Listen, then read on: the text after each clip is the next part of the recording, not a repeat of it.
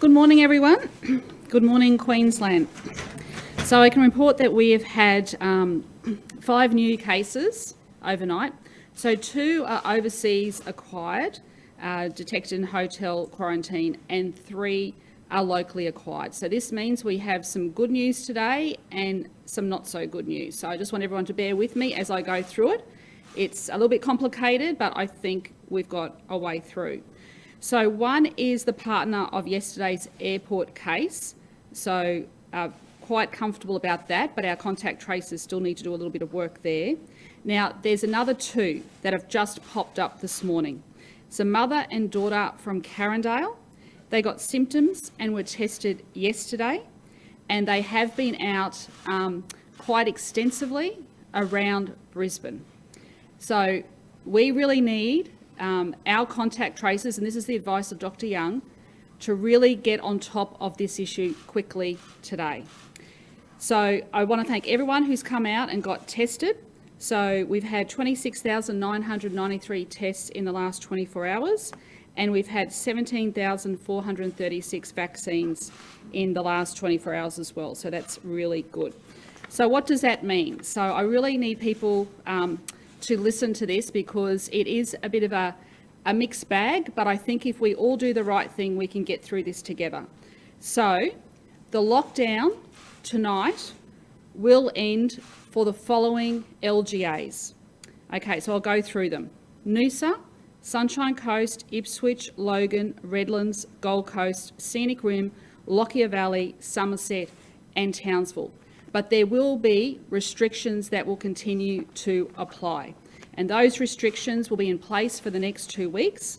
That means everyone will have to carry a mask on them and wear that mask whenever they're outside of their home, but of course not when you're driving your vehicle.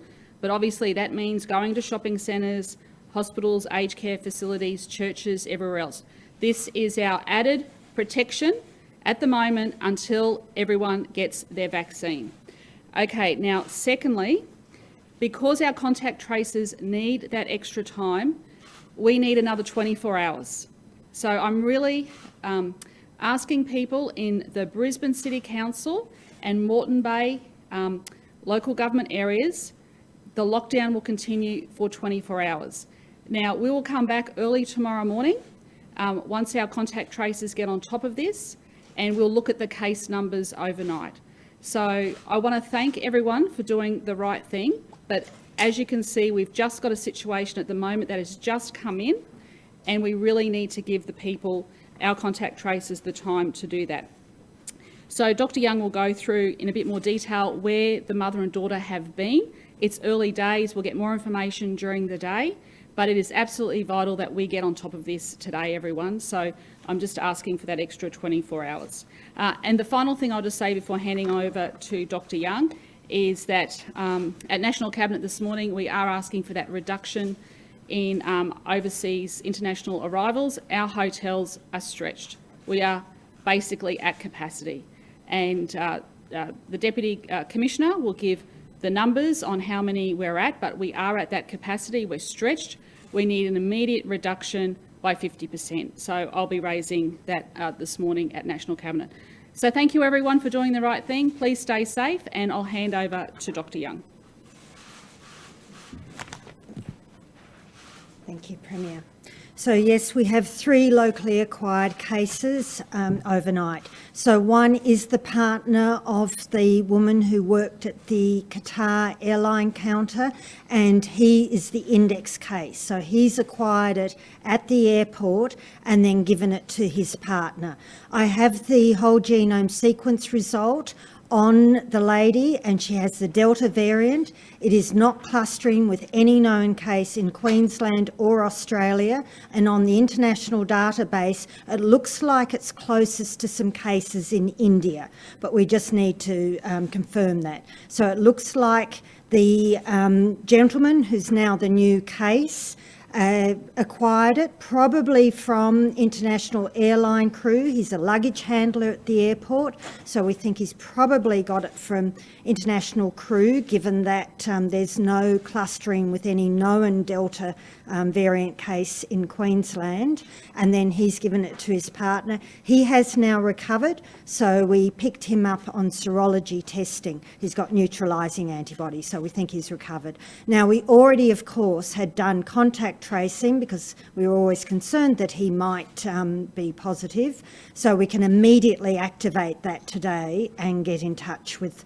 all of those people.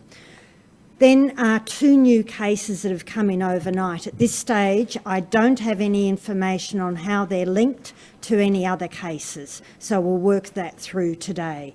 They're a mother and a daughter who live in a household, so we're checking the other people in that household to see if they're positive, of course, and we've started the contact tracing. Now, I have some very, very, very early information, which I will share with you, but as we have further discussions with these 2 individuals, we'll get more information and we'll be able to clarify. They've been extremely helpful and given us some very useful information, so I will share it.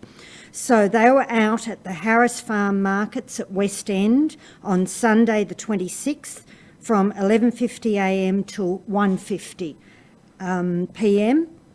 And then they went into the Woolworths in that same complex at the, 5 minutes after that period. Then on Monday the 28th, they spent most of the day at the Greek Orthodox Community Centre. Tuesday, again, most of the day at the Greek Orthodox Community Centre.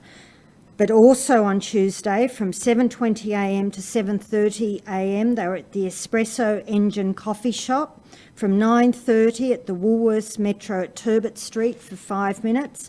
12:20 to 12:30, JB Hi-Fi at Albert Street, 12:30 to 12:41, the Zara store in Queen Street Mall, and 12:42 to 12:50 at Mecca Maximum Makeup Shop. So we will get more information, but you can see there's a lot of venues there that we're now going to have to go and contact trace. I also need to know whether they're linked to any of our current Delta outbreaks, because of course that's more contagious, or whether to our Alpha outbreak related to the Portuguese Centre. I don't know that yet, so I hope to be able to get genome sequencing by the end of today, which will help then with the risk assessment, which is why I've asked the Premier if we could have another 24 hours of lockdown for Brisbane City because of these 2 cases, because they live in Carindale, but you've heard they've been to a lot of places in West End and the city, and also for Moreton Bay Regional Council because of the airport. We know that that gentleman who's tested positive today through serology has had a lot of contacts. So we really need to look at those 2 local government areas and manage those. So for another 24 hours, I am grateful that people will remain in lockdown and only leave for those 4 allowed reasons. That's really important. Please don't leave Brisbane or the Moreton Bay to go anywhere else. I don't want to spread this virus beyond where it currently is. Now, those other LGAs that have been in lockdown for the last 3 days, thank you very, very much. It has just helped us get on top of this. So now you'll be returning to those previous restrictions, 1 per 4 square metres, maximum 30 people to your home, all of those ones that I know people are so familiar with, being seated when eating and drinking and so forth. And that will be in place for 2 weeks, just while we work through all of these contacts, because we have a lot of contacts that we just have to work through and make sure we've found everyone. Now, most important of all, I cannot overemphasise this, most important of all, any symptoms at all, anywhere in the state, doesn't matter. Don't think, oh, I haven't had any contact with someone who might be a case. Don't ever think that. Just come forward and immediately get tested, because we've got to find cases as quickly as we possibly can. That's critical. Thank you. Across most of the cases that we've been monitoring this week, this is very good news. It means the lockdown has been working. We just need to give our contact tracers some more time to finish their contact tracing with the Griffin couple and this new case of 2 people in Carindale. Overnight, our hotel quarantine system hit capacity with international arrivals, domestic arrivals from hotspots, and close contacts who required hotel quarantine. Today, we are expecting 259 arrivals, including 58 aircrew. Unfortunately, we can't predict how many domestic arrivals will come from hotspots or how many close contacts will need that hotel quarantine accommodation. We know we have 285 rooms becoming available, but it will take 7 days for our police and hotel quarantine coordinators to get a new hotel up and running. And so it's absolutely critical that we see that cut in the number of international visitors, and we would hope that the Prime Minister agrees to that at National Cabinet today.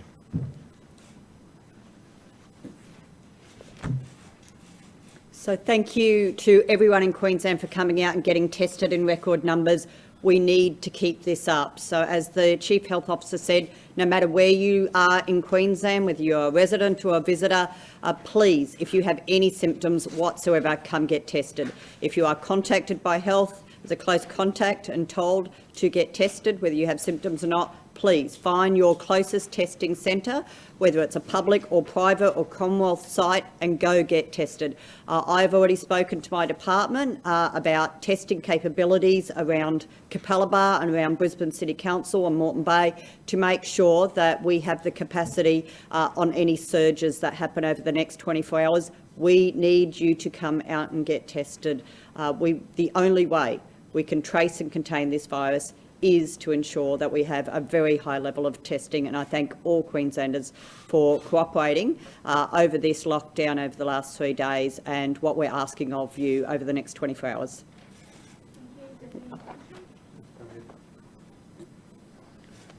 Thank you. If I could also start with thanking the community for their cooperation. Overall compliance remains very good.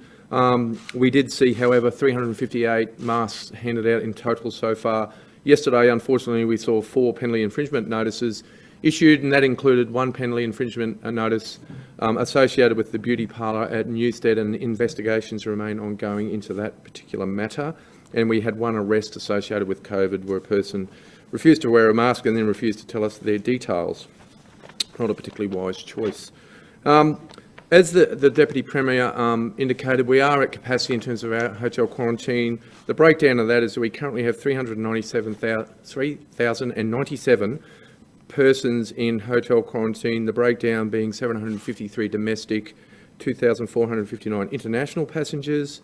That's across 15 hotels. We are working very hard with health to manage that. So the message I've got to people that are arriving and involved in that, please exercise patience. Our officers and the health workers are doing everything they can to manage this, and they will be there to help you, and we'll keep you advised on how that's progressing. Overall, our borders are very safe. I won't go into all the figures. We're still seeing very low numbers of people having to be turned around, and I just thank the community for their compliance. And as we've just heard, another 24 hours for some, and we ask you to keep working with us. Thank you. Sure.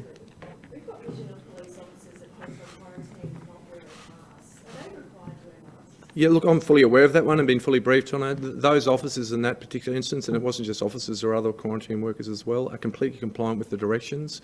It's one of those things that it's what they would call a green zone with going into technicalities. There are areas within the workplace, as long as they're socially isolated, they don't have to wear the mask. Is that double standards though? No, it's the same for everybody. It's the same for everybody, irrespective of whether they're quarantine workers or any worker. Look, the Carindale. It's been a long week. The Carindale mum and daughter, how many other members of the household are there? I'm getting all that information. This came through in the middle of the night, so I've been working with my staff right through the night. So we will get all of that and put it out there as soon as we've got it. There's no idea how they could have fallen away. Not yet, but look, this has only just come through. So here in Queensland, we report cases each day that come through up to 6 a.m.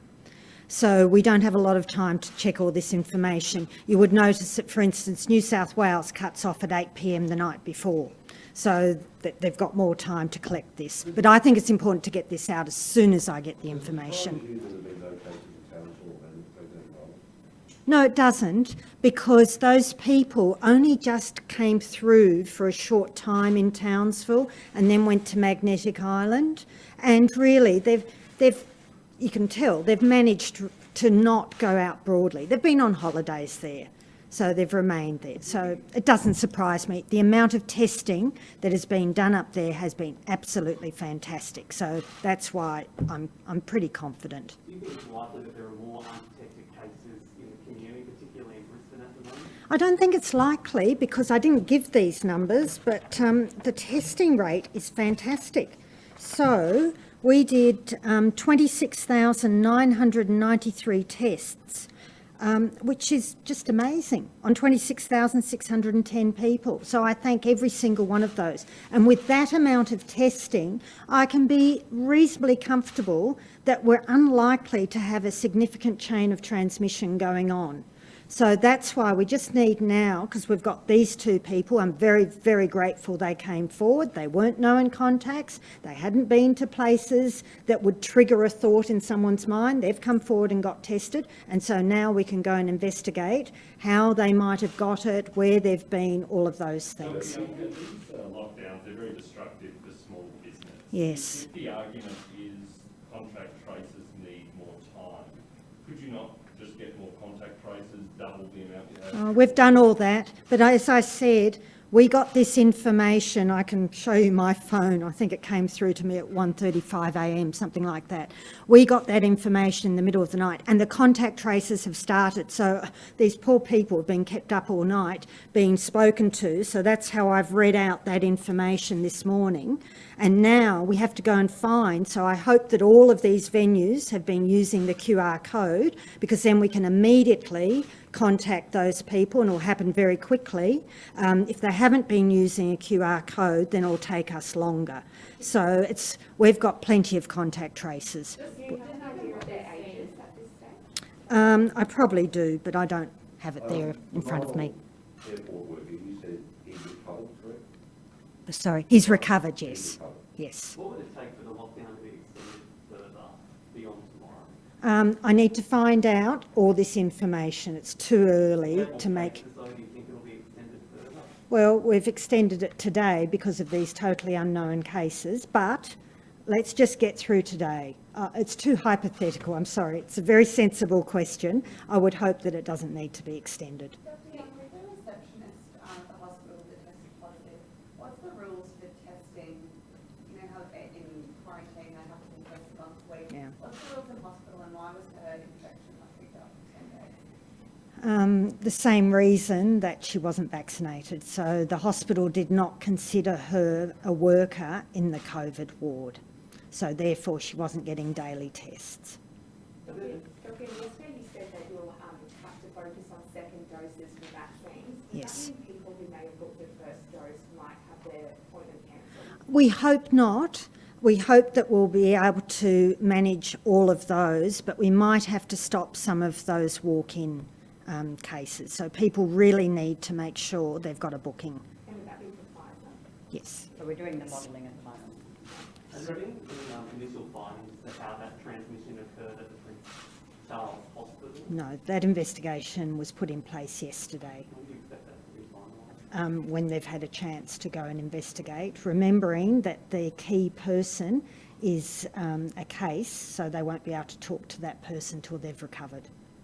Are you trying to ensure that admin staff are tested now daily at these outside these COVID walls? Oh yes, absolutely, yes. And just on the Delta variant again, obviously we've seen what's happened in Sydney. Are you quite stunned about where we are at now and the position we're in? No, I'm not stunned by it. I'm thrilled, and I think people in Queensland have just done such a brilliant job to see that amount of testing.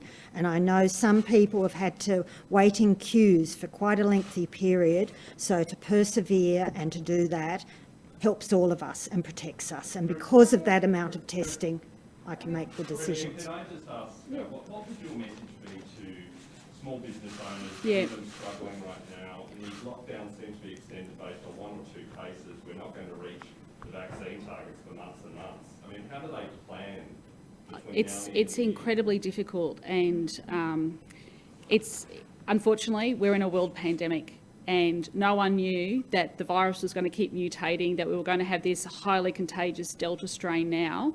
And like I've said, you know, we need to get the population vaccinated, and then we, you know, we'll be in a position where we won't have to do these lockdowns. But until we have the vaccination, this is basically the weapon we have, and our app.